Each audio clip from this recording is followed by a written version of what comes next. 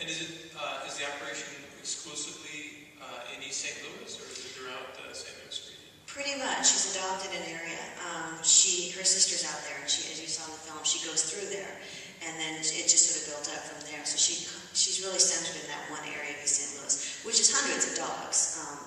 You know, in itself, they can't even rescue all those dogs. Right. So yeah, but I know most of this is mostly my film students who I told to watch for the combination of the cameras. Well, maybe we can take some questions. Anybody have any questions for Rebecca about the film? This one way in the back. Can you speak over the loud? Yeah, I can try. Hi, Tom. How did you go about organizing all the footage for the film so when you sat down and started editing, it made sense and you could remember where everything was? Anybody can repeat that? Yeah, he said, how did we go about organizing this so that we knew where everything was? It was very tricky. Believe it or not, the starting concept for this was just the Gandhi quote, which is you can tell a little bit about a society from how it treats its animals. And that's really broad. And initially the film that we were making probably went much more deeper into sort of the culture of East St. Louis. And then we realized, boy, we can't do that without doing like a 4-hour film.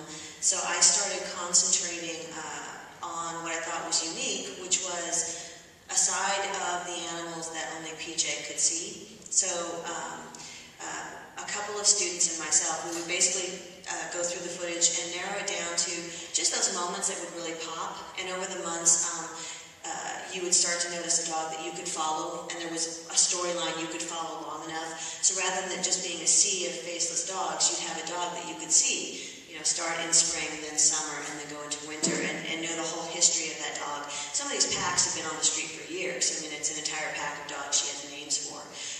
So yeah, I started building it up really around the dogs and how she sees the dogs. And it was interesting. It's one of those things where at a certain point I got so into it, I don't know what I was doing anymore. Because there were just thousands and thousands of shots. You said you had 1,000 hours of footage, or 1,000 minutes of footage? You know, they were bringing in hours and hours every week from multiple cameras. So you were able to organize that by digitizing all that material and deciding what? No, we had to trim it way down. Before, the people who logged the film for me were actually making editorial choices.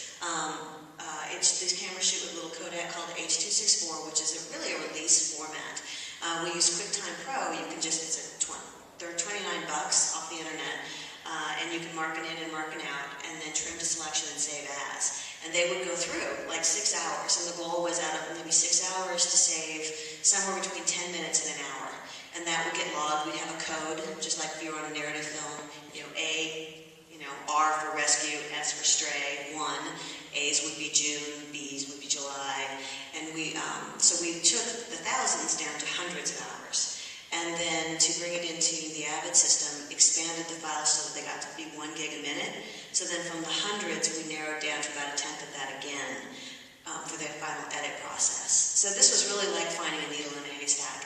And you probably can't, and if I did my job right, you can't tell from the footage, but all of these shots have multiple effects on them because the footage was like this. So I applied a lot of post-Steadicam effects, so I'd have to zoom in on the footage and try to stabilize it. And even that wasn't enough, so then I'd add cuts in the middle of the shot and I'd slow some sections up within a shot down by about 25%. And then I would apply color on top of that. And all the sound was off the cameras as well. So I had 2 cameras going. So they're these omnidirectional cameras. So a lot of times when you see PJ from whoever was with her's camera, you're actually hearing the audio off her camera. So the whole thing was a series of manipulations and tricks to kind of just make it look like they just